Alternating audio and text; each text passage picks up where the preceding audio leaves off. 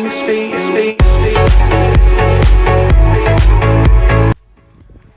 Alors bonjour à tous, ça fait bien longtemps que j'ai pas fait une petite vidéo, je m'en excuse, mais bon, en vrai, j'avais pas forcément énormément de contenu à vous proposer, excepté ça. Donc on se retrouve avec une Volvo V40 en D2 avec le 2 litres et non le 1,6 Peugeot, c'était un critère absolu pour moi, parce que le 1,6 c'est beaucoup trop mou. Déjà 120 chevaux c'est pas énorme, donc ça suffit, mais c'est léger. Donc, bon, j'ai déjà mis Évite teinté dessus, c'est plutôt légal. Qu'est-ce qu'on a comme gros point fort sur ce véhicule? Directement, je vais vous donner en fait mon avis. Bon, alors je reprends le dessus avec une voix off juste pour cette partie parce que tout simplement il y avait beaucoup trop de vent. Donc, à retenir la conso, donc là moi je suis à 5 litres 2 en roulant assez fort, donc 135 régulateurs en faisant de la ville, un petit peu de ville et du 90 sur de la nationale. C'est très confortable, je vous le redirai juste après, c'est très très confortable, c'est sympa pour une voiture où vous êtes souvent seul, mais c'est vrai que si vous transportez, c'est assez peu, il y a assez peu de place, que ce soit le coffre ou pour les places passagères. Si vous êtes deux, ça suffit largement. Et puis voilà. Abonne-toi. Donc, quelles sont les spécificités un petit peu de cette voiture? Bon, alors là, on a les vitres électriques forcément, les feux automatiques qui se retrouvent un petit peu comme chez Volkswagen au final. La clé qui est rectangulaire en fait, qui se présente comme ça. Alors le bouton là, si tu appuies, c'est l'alarme en fait. Ça c'est pour allumer les feux, juste déverrouiller le coffre ou le déverrouillage tout simplement. Donc ça se met dans la petite encoche et après tu appuies là, paf, et le véhicule va démarrer. Avec le pied sur l'embrayage forcément, parce que là on est sur un véhicule qui est de 2017, donc c'est un véhicule qui est fin 2017, donc assez récent. Donc là moi j'ai pas énormément d'options au final, tu vois, là c'est pas le virtual cockpit en quelque sorte comme tu peux voir bien souvent sur les V40 assez bien équipés. Donc bon, après les essuie-glaces tout ça je vais te passer les détails. Ça, à vrai dire, j'ai vu mieux en interface, ça fait un peu vieillot mais en vrai c'est hyper pratique. Une fois que tu l'as pris en main, je trouve ça vachement bien foutu déjà d'avoir le numéro comme ça, tac, t'es en train de, tu vois, c'est hyper simple. En fait t'as juste les menus là, tac, là le menu de ta voiture et puis après bah voilà, t'as ta climatisation et puis c'est tout quoi. Tu choisis ta température, la vitesse de ta ventilation. Alors oui, j'ai pas la clim auto non plus. Le start and stop, bon ça je t'en passe, mais c'est plutôt correct. Le GPS, les médias, enfin voilà, après t'as des listes d'options forcément bien assez longues et possibles, hein. Les sièges chauffants, les sièges électriques, les sièges à mémoire. Moi, ce que j'aime beaucoup sur la mienne, c'est que j'ai les feux LED et ça finit la voiture beaucoup mieux qu'avec des feux halogènes. Je trouve que des feux LED, ça fait beaucoup plus récent, voiture beaucoup plus récente. Elle est presque de 2018, donc heureusement, j'ai envie de dire. Le son est d'une qualité quand même très sympathique. Franchement, j'en suis fort étonné. C'est une voiture qui est extrêmement isolée et aussi très confortable, comme je disais précédemment. Donc voilà, après franchement ouais, c'est vraiment centré sur le confort, pas sur les performances, c'est hyper aseptisé, mais c'est ce qu'on lui demande en quelque sorte parce que c'est très confortable. On a, je crois, les mêmes sièges que dans le XC60 et franchement c'est un bonheur. C'est vrai que dès que tu t'assois dedans, t'es vraiment bien installé et pourtant j'ai pas 1 milliard de réglages. Alors le gros plus qu'on a maintenant sur les voitures actuelles, qu'on retrouve chez BM aussi, chez Volvo, c'est cette manette là en fait qui va juste surélever l'assise ici. Donc moi je suis au max, hein, je sais pas si tu le sais mais je fais quand même 1m95, donc abaisser au max, relever au maximum, en fait je suis quasiment allongé dans mon canapé. C'est pour ça que derrière on retrouve pas énormément de place, mais c'est une voiture qui est pas très grande, pas très longue et qui pollue très peu aussi au passage. Je crois qu'on est sur un 4m4, 4m3, donc c'est vraiment presque le pire coffre que tu puisses retrouver dans toutes ces gammes là. La Civic avait bien 100 litres de plus au moins, mais bon, pas gênant là-dessus. Donc voilà, donc tu le vois, enfin ça a pas un aspect sportif du tout. La Civic c'est pas comparable, on est sur du 205. C'est pareil, les pneus coûtent pas cher, les disques et plaquettes coûtent pas forcément cher. Tu vois que les jantes sont en 16, donc ça te permet d'avoir des gros boudins qui vont fort bien amortir la voiture. Alors un truc que j'adore aussi, c'est que voilà, t'ouvres, paf, tu fais ton plein direct, il n'y a pas de bouchon. C'est des détails qui sont presque inutiles, j'ai envie de te dire, mais bon, c'est plutôt sympathique. Donc voilà, tout simplement, les gros points forts de ce véhicule. tout simplement. On va se reprendre juste après pour la conduite, pour tout simplement un essai routier avec ce véhicule. Voilà. Mais en tout cas, si tu cherches une auto confortable, qui consomme peu et que tu n'as pas vraiment besoin de beaucoup de place, c'est un très bon compromis, voire même un des meilleurs compromis du marché, je pense. Voilà. Allez, à tout de suite. Bon, voilà à quoi ça ressemble démarrer. Donc bon, on a quelques petites infos ici. Forcément des bases, donc 5 litres 2, là t'as ton compteur kilométrique, on est content. On a ça aussi, hop. Et donc tu as les échéances d'entretien, etc. Donc tu peux voir que c'est pas une voiture d'origine française. Qu'est-ce qu'on retrouve ici? Alors attends, tac, exit. Donc navigation, radio, média, téléphone, MyCar, internet. Donc effectivement il y a possibilité de naviguer sur internet une fois que tu as connecté ton téléphone en Bluetooth avec la 4G, mais il n'y a pas vraiment d'intérêt. Au final, MyCar, c'est vrai qu'il y a pas mal de petites configurations, comme toutes les voitures récentes, hein, forcément. Genre on a la petite lumière d'ambiance, etc. C'est pas non plus incroyable. Ce que j'aimerais, c'est installer le CarPlay sur cet écran-là. Je vais me rapprocher de Volvo sous peu par rapport à cette demande. Donc voilà à quoi ça ressemble démarrer. La boîte 6 vitesses. Tout simplement, il n'y a rien de folichon, en fait, ça fait le boulot comme il faut. Donc avec les vitres teintées, forcément c'est un petit peu plus confiné, c'est un peu plus agréable. Ce que je voulais te montrer aussi, c'est les appuis-têtes donc qui sont rabattus, que tu peux remettre en hauteur forcément s'il y a quelqu'un qui vient se mettre à l'arrière. Ça fait presque 4 vraies places, en fait, tout simplement. Il y a un bel accoudoir, un porte-gobelet, etc. au milieu là. Ça fait presque 4 vraies places. Mais la 5e personne est extrêmement négligée.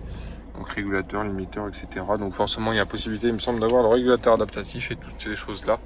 Je te laisse te renseigner sur les fiches techniques tout simplement. Donc voilà. Hop. Bon, je vais lancer comme ça. Vas-y, c'est bien. Alors bon, on va faire un petit essai routier avec ma conjointe qui me filme. Merci. Ça fait plaisir. Comme ça, je n'ai pas besoin de mettre le support de téléphone. Alors attention, petit croisement. Hop là. On va mettre les essuie-glaces, c'est mieux. Donc dépourvu d'essuie-glaces automatiques sur cette voiture, j'en suis fort déçu, mais je vais essayer de les mettre aussi. J'espère qu'il n'y a pas le capteur à rajouter tout simplement. Et dans ce cas-là, ça serait un abandon du projet. Ouh là là, il y a beaucoup de monde ici en fait. Donc en fait, vraiment au niveau suspension, siège, etc. En plus avec la finition en cuir comme j'ai ici, c'est vraiment super confortable. Niveau suspension, on n'est pas non plus sur du Citroën avec de l'hydractif ou quelque chose comme ça, mais on a quand même quelque chose d'un très bon niveau. En bref, son objectif, c'est d'être souple la voiture tout simplement, hein. Et elle le réussit tout à fait sans aucun souci. Une boîte, pourquoi j'ai aussi pris cette voiture? Parce que forcément je l'ai essayé avant de l'acheter, donc je l'ai acheté là où je travaille, hein, chez mes Euroclass. Allez acheter les voitures de bas, c'est vraiment les meilleurs, franchement. Alors là il y a un double stop, il y a un stop pour les vélos et un stop pour les voitures. Je n'ai pas rendu. Alors, après avoir essayé, franchement en fait la boîte est bien directe, comme une Civic. Là pour le coup c'est vrai. Je trouve que ça flotte pas du tout. La boîte en fait elle est assez courte.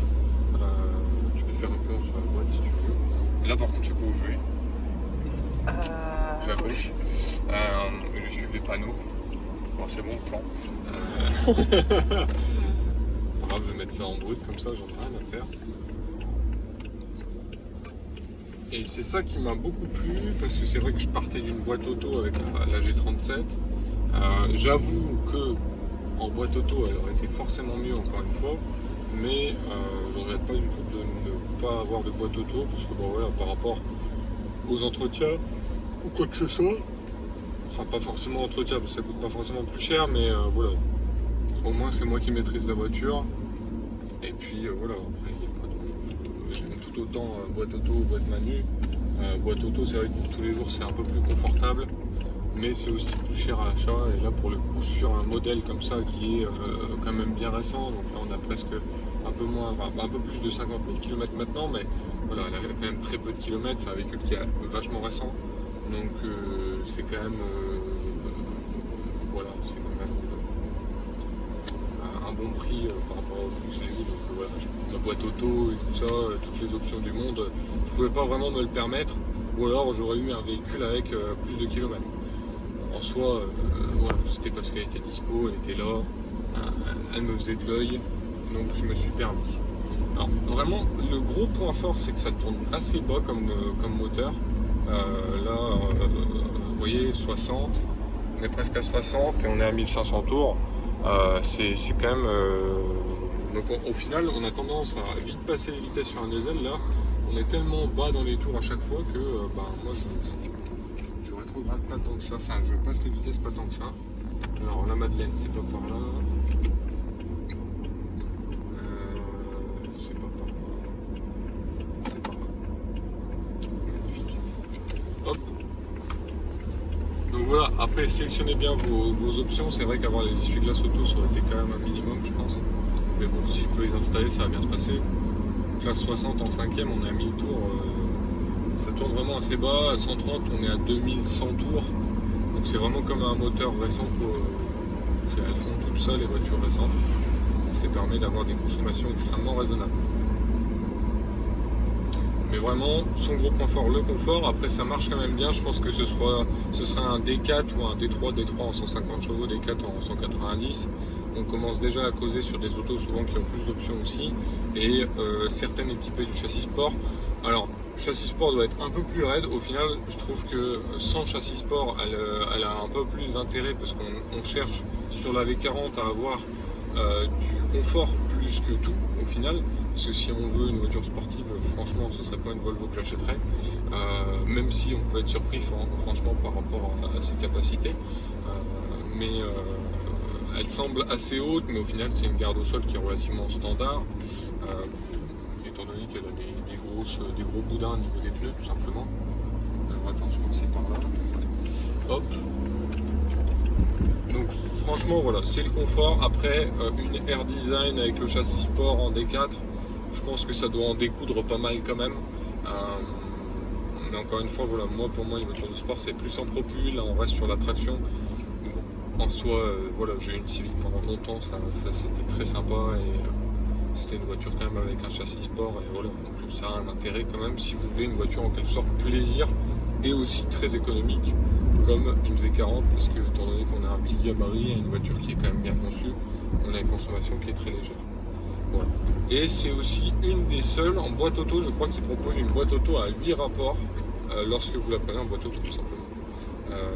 Il me semble pas que ce soit une 6, il me semble bien que ce soit une 8 parce que si vous allez chez Peugeot... Alors je fais une petite aparté, donc effectivement en fait il y a la boîte auto 6 pour jusqu'au D3 si je ne me trompe pas et la D4 étant en boîte auto 8. Et petite chose aussi que j'ai oublié de préciser, je crois que j'oublie de préciser par la suite, c'est qu'on a un réservoir de 60 litres et ça n'existe plus. Moi j'ai pas vu d'autres concurrents qui proposent ce type de réservoir. Donc on a une autonomie de 1100 à 1200 km si vous avez des consommations dignes à peu près comme la mienne. Voilà. C'est beaucoup. Je crois qu'on est encore sur le AT6, excepté chez BM où on a de la ZF8. Chez Audi c'est de la 7 rapport, donc voilà. Il y a un intérêt quand même conséquent. Et c'est plutôt des bonnes boîtes souples, mais pas vraiment sportives. Je pense que c'est plus comme ça que je l'ai ressenti moi avec les différents essais que j'ai pu faire. Voilà, donc c'est à peu près tout. Je pense qu'on va pouvoir couper tranquillement. Vous voyez, on fait de la ville, ça se fait tout à fait bien. C'est par là. Tout droit. Tout droit, ok. J'ai Monsieur Clio avec rétro rabattu qui essaye de me faire à l'intérieur, mais étant donné que je sais pas bien où je vais, je vais tout droit. Tout droit. Bon, après, tu vas reconnaître. Ah ouais, non, c'est pas à droite là? Non. D'accord. Mais donc voilà, franchement, un très bon compromis. Je vais la garder un petit bout de temps. Plus je vais la garder, plus je vais gagner de l'argent parce que ça consomme vraiment peu. Si je repars sur une autre auto, c'est vrai que ce serait plutôt une voiture plaisir de nouveau. Il y a encore quelques petits projets sur cette voiture, peut-être les jantes en noir refaites, parce que là je suis un peu giffé. Non, c'est pas une priorité. Et puis, qu'est-ce que je voulais faire dessus? Les rétros noirs, mais bon, c'est toutes des petites choses relativement standards. Je vous en ferai peut-être une vidéo si j'en ai la foi, mais je vous avoue que voilà, après poser du covering, tout ça, c'est vrai que ça peut être pas mal de vous montrer ça. J'aimerais bien mettre la calandre en noir et tout ça aussi. Des petits travaux sympathiques qu'il faudrait que je vous filme, mine de rien. Ah oui, d'accord. Voilà. Après, il n'y a pas grand chose, c'est pas vraiment une voiture où il y a un intérêt voilà, à faire du gros tuning. Hein. On est sur une voiture qui reste sportive, quoi. Ouais, non, ça va, je sais où on est. Oui. On va t'entendre sur la vidéo, c'est pas grave. Donc, voilà. J'ai déjà mis teinté parce que voilà, je trouve que c'est quand même plus agréable pour avoir essayé. Voilà. Encore une fois, comme vous savez, j'ai l'avantage de pouvoir aller dans différentes autos. Donc voilà. Bon bah écoutez, je vais vous laisser, je vais vous dire à bientôt, j'espère au plus vite, parce que c'est vrai que ça me manque un petit peu de faire des vidéos, mais je manque de contenu à produire, quoi. Voilà, c'est ça le problème, tout simplement. Après, j'ai pas forcément non plus, mon objectif n'était pas non plus de devenir essayeur, quoi. J'ai pas non plus la prétention de vous faire des essais sur un milliard d'autos. Je trouve qu'un avis après avoir roulé l'auto pendant quelques mois est quand même plus constructif qu'un avis de journaliste qui l'a roulé pendant 3 jours. C'est quand même pas... Enfin, même si, voilà, je pense qu'ils font ils font du bon boulot. Mais mine de rien, voilà, moi si vous choisissez cette caisse, c'est très clairement pour son confort. Et sa conso, mais niveau de la place à l'intérieur, c'est pas incroyable, ça casse pas des pattes, ça casse pas 3 pattes à un canard comme on dit. Voilà l'expression. Et puis c'est tout. Voilà, tout simplement. C'est juste vraiment le confort. Voilà. Bon bah écoutez, j'arrête de me ressasser, mais je vous laisse pour de vrai. Allez, tchuss, à une prochaine.